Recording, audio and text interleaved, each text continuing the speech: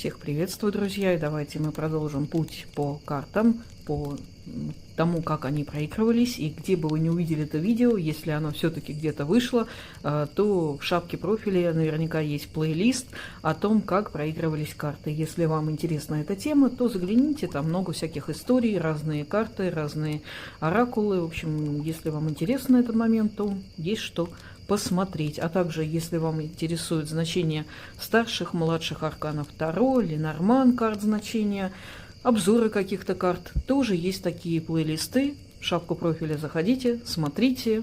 Ну вот, если уж, конечно, всех запретят и все запретят, то это видео уже никогда не выйдет. Но если оно вышло и вы увидели, ура, друзья, пока еще можно что-то смотреть. Хорошо, давайте же посмотрим, как проигрывались карты. Я очень люблю карты дня, атмосфера дня, какие-то события, быстро там что-то разложить. Ну, в общем, такая текущая какая-то сбор данных таких текущих, да, в течение жизни. И давайте же посмотрим. Итак, перед вами была карта «Атмосфера дня», и это забытый оракул Патрика Валенсы. Очень интересная, конечно, карта у Патрика Валенсы. Не сразу я, в общем, до него как-то доросла, да, потому что карты довольно специфические, и тут надо было как-то, не знаю, вот свыкнуться с этой мыслью, с его этими образами. Ну вот постепенно как-то мне стало очень нравиться, да. Итак, такой забытый оракул Патрика Валенсы, «Атмосфера дня». И выпала вот такая карта, женщина тут схватилась за голову, и надпись, ну вот я уж взяла маркер и подписала, друзья, потому что уж не сильна и в английском, что говорить, я вообще его не знаю. Ну вот, чтобы быстренько ориентироваться, подписала маркером перевод. Голоса, да, и руна Вунью, руна старшего футарка, первого ата, заканчивает первый ат. Ну, руна такая в прямом положении очень позитивна, чаще всего, конечно, а вот в перевернутом положении дает свои нюансы. И что же здесь получилось?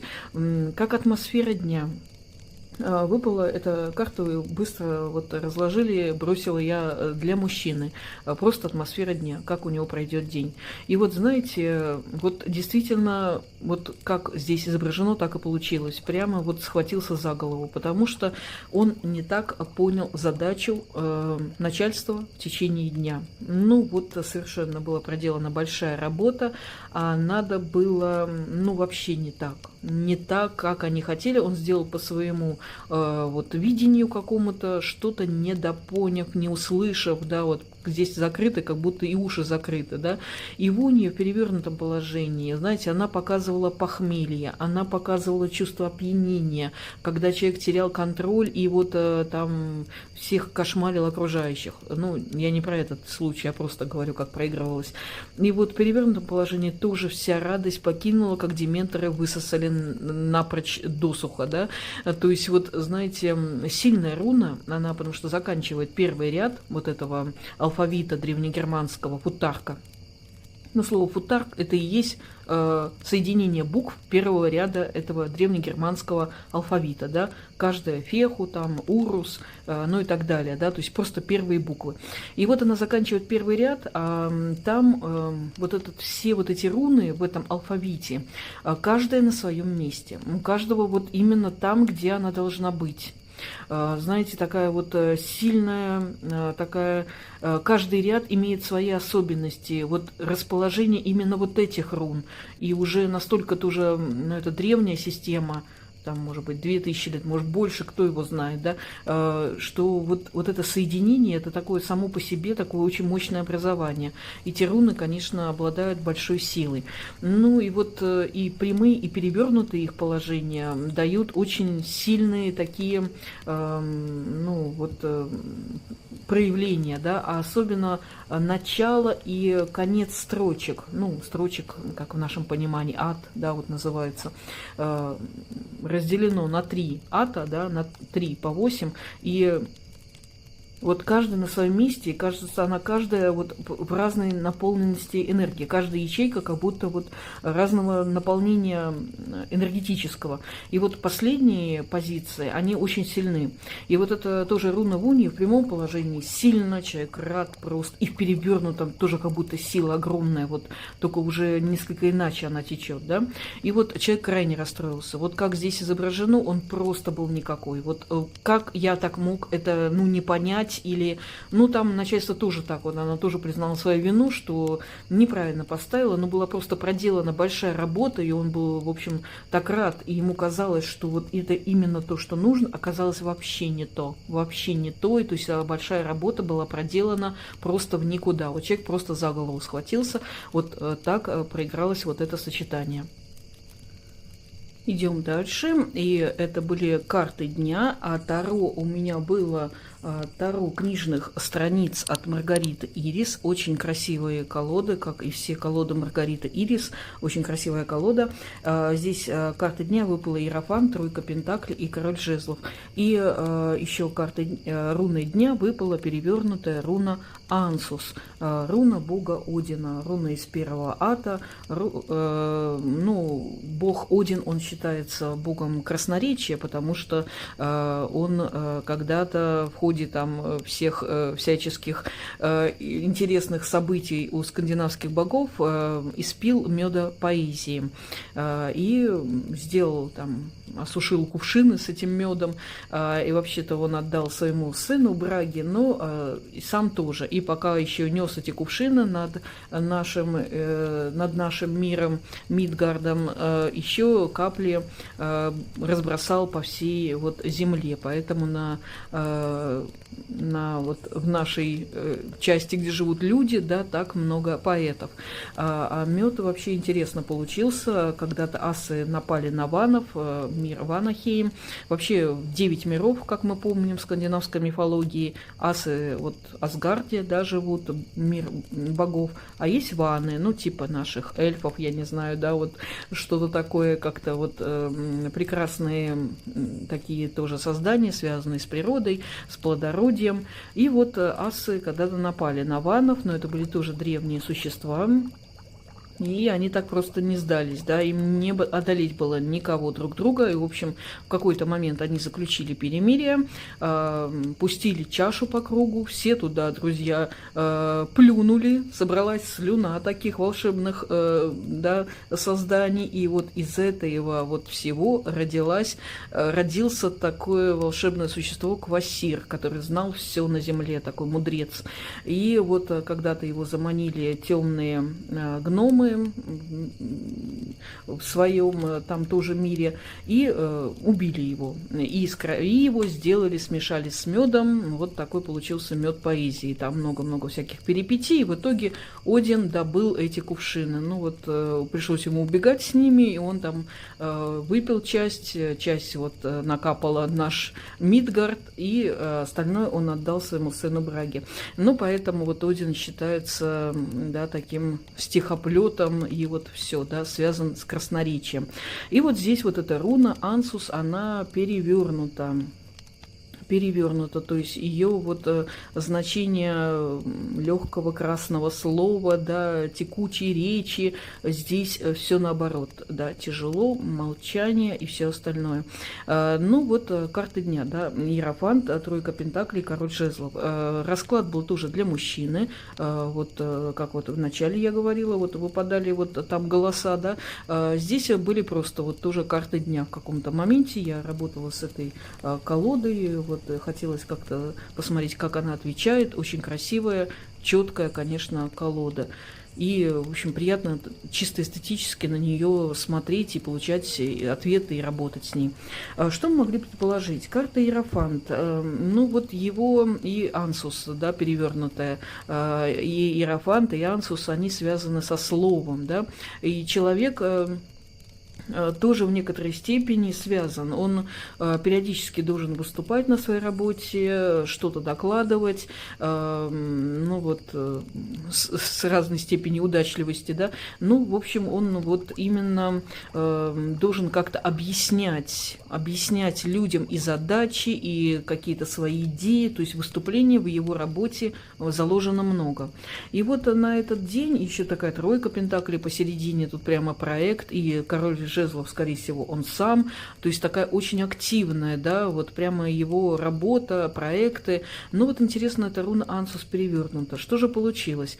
В этот день как бы он работал над проектами очень успешно, как он сказал, вот тройка пентаклей, она всегда показывает слаженную работу, какую-то вот прямо деятельность рабочую, проекты, там чертежи, сметы, вот всякая такая вот история, знаете, но чаще она вот именно либо показывает коллектив слаженно работающий, да, либо вот прямо несколько что-то, да, и вот он, вот смотрите, он как вот за его, вот он так отвернулся, да, и вот за его спиной иерофант и тройка пентаклей.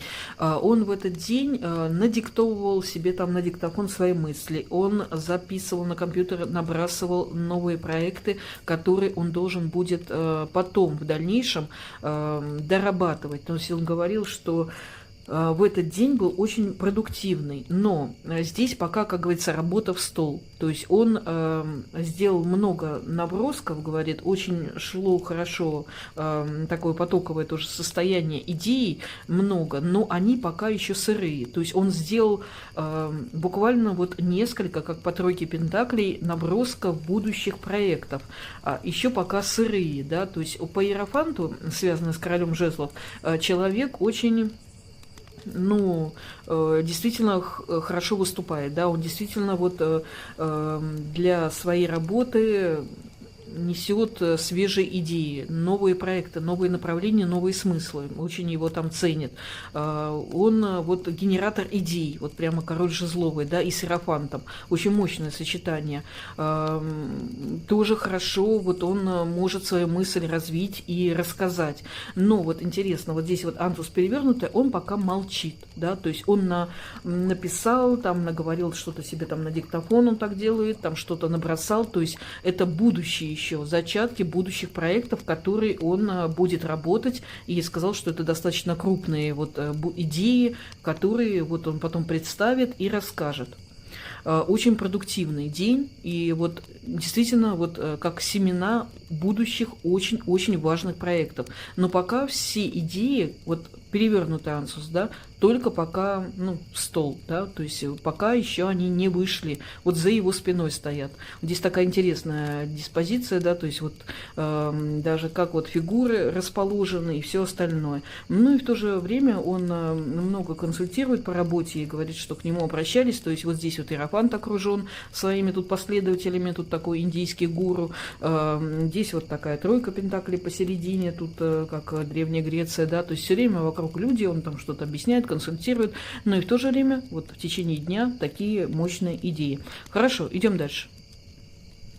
Идем дальше, и вот хочу рассказать, как у меня проигралась руна Наутис. Это 10-я руна старшего футарка. Всего в старшем футарке 24 руны, вот разделены по 3 ряда, по 8 рун, да.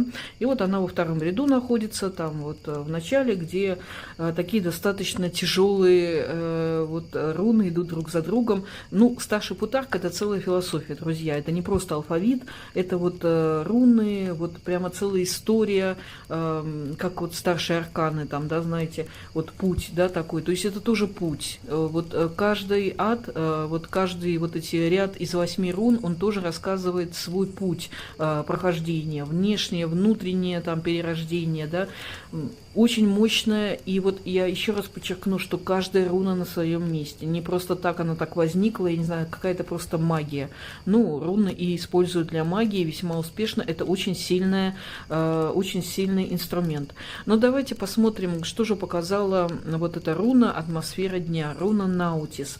Посмотрите, как вот она такая вот вся такая резкая, да. Все руны, понятно, это просто черточки, да. Ну, во-первых, это было легче высекать где-то на камнях, на каких-то там изделиях, рисовать где-то там на каких-то, может, кувшинах, где там это было найдено, там в начале 5, 2, 3, 5 век, там Северная Германия, Дания, Южная Скандинавия, где-то вот там был распространен, где-то он там зародился, да, ну, где конкретные места, да, ну вот примерно эта область, да, уж кто там это как придумал. Ну вот сейчас потом снова забыт был надолго старший Футарк, и, в общем-то, потом его опять к нему возвращались, да, его понимание и все остальное. Ну вот все такие вот резкие, грубые черточки, да, чтобы вот так ножом, там, чем-то топором легко было высекать, да, я как думаю, да, вот округлости, все вот эти изящества, это у нас Восток, папирусы, там, все вот это, да, Скандинавии, там не так уж много лесов, да, и все остального, и тростников, но поэтому это все камни, да, что-то такое вырезанное, вырубленное топором, да, то поэтому каллиграфия – это Восток, друзья. Здесь вот такое. Ну и происхождение рун, да, тоже вот по легенде, это Один, да, увидел, когда приковал себя копьем к древу Игдрасиль, да, чтобы там познать мудрость, кверх ногами так вот провисел 9 дней и увидел на земле вот эти руны, как вот веточки, да, вот это все. И вот пришло к нему это знание. Итак, руна Наутис. Мы видим всего 2 палочки, то есть вот такая вся сжатость, как будто все концентрат такой просто, да, вот и из всего. Она, вот как она выглядит, вот она также и проигрывается, и тоже означает крайняя такая вот сжатость, концентрированная нехватка, да, вот нехватка, вот она не хватает здоровья, материального какого-то ресурса, все так ограничено, сжато, не хватает, вот как будто бы еще бы что-то такое нарисовать, да. Это также многие видят в ней прялку, да, норны, вот 3 норны, прошлое, настоящее, будущее, тоже под древом Игдрасиль сидят в северной традиции, да, в северных представлениях, и придут нити судьбы, прошлое, настоящее и будущее всего мира, мироздания и каждого человека в отдельности. Ну, это такие образы, они из мифологии, в общем, что-то похожее, да. И вот тоже как прялка судьбы, да, вот такие испытания судьбы непростые. И вот атмосфера дня, конечно же, вот знаете, вот вообще вот не понравилась мне, конечно, такая руна, можете себе представить. И что же получилось? Знаете, по этой руне меня очень подвел один человек.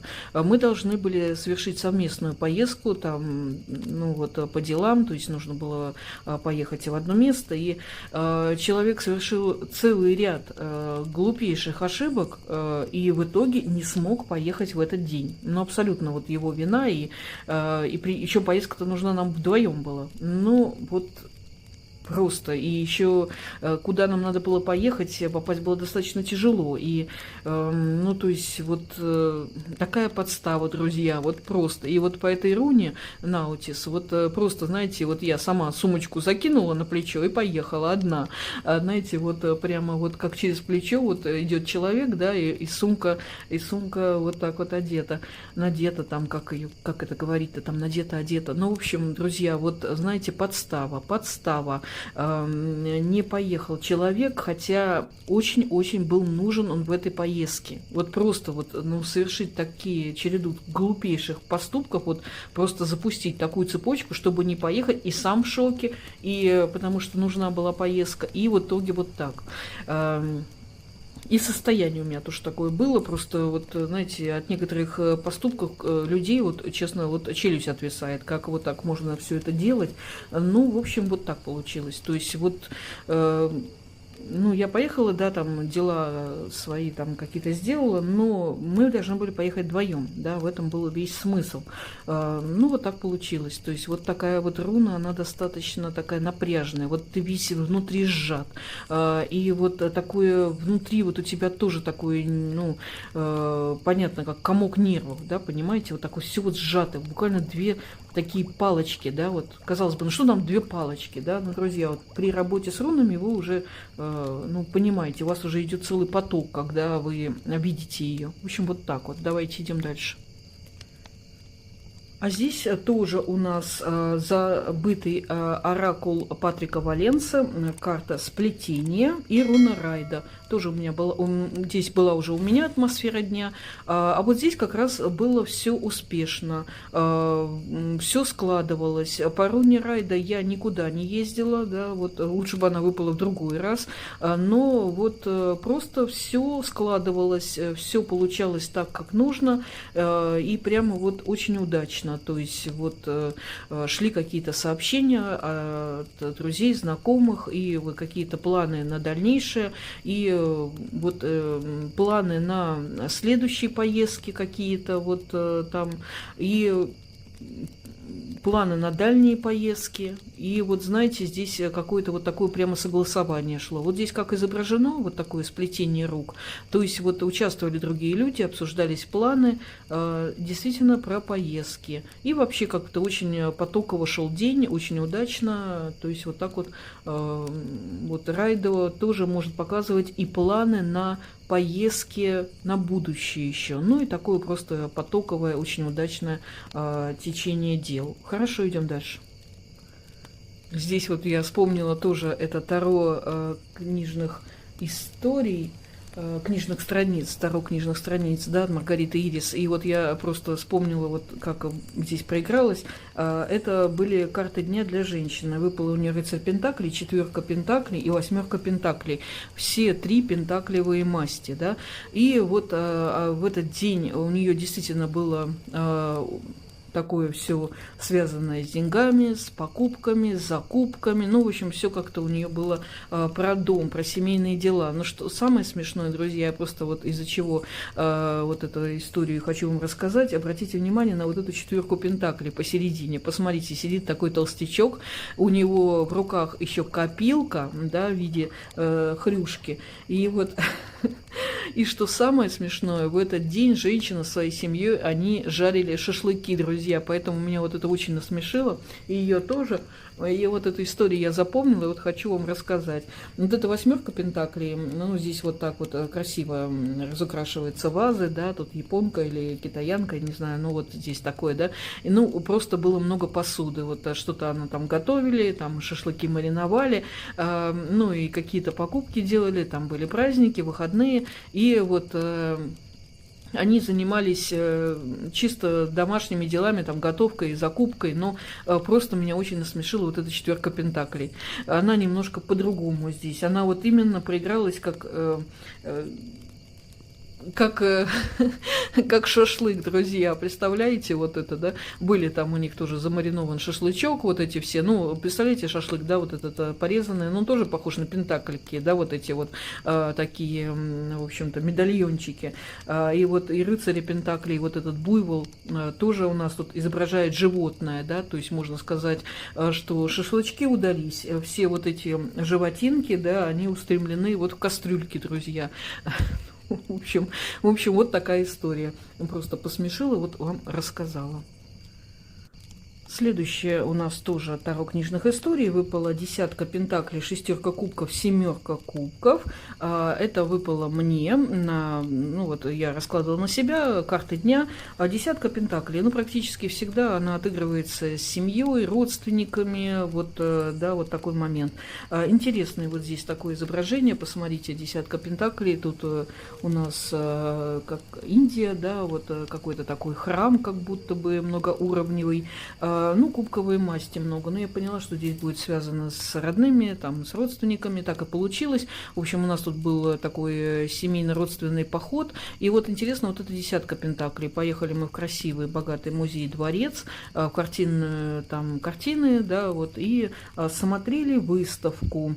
Шестерки кубков мы там уже были неоднократно, и семерка кубков, вот здесь интересно, посмотрите, вот стоит, да, мальчик и смотрит, вот тоже здесь как такой портал, да, как вот как картины, как вот портреты, да, вот и прямо вот здесь вот даже похоже, да, то есть здесь вот семерка кубков как рассматривание выставки, да, рассмотреть картины, да, в то же место, где уже были, посещение с родственниками, то есть еще, кстати, билет был очень недешевый, может быть, Пентакли тут еще подчеркнули это, да, что вот прямо безбожно дорогой, я бы сказала, друзья, задран был ценник.